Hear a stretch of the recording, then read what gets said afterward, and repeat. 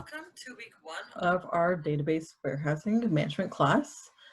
My name is Audrey Kinese-Cobb. Hopefully by now you've already watched the introduction video. If you haven't, go back and do that real quick. Today we're going to kind of go through a little bit about the class structure before going into some of our intro content. The reading, yes, there's like chapters listed, but chapters are super short if you haven't already peeped at those. So don't be intimidated by seeing 4 chapters there. It doesn't take any time at all really to get through them.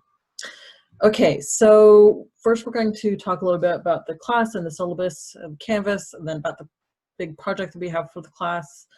I'll talk through what you have to do before our first class meeting on the 7th. And then we'll go through the big ideas from the reading, basically recapping the content of what you should have read. It's kind of your choice if you do the reading first or the screencast first. The book isn't like the most clear ever, but sometimes it just helps to get things in different modalities.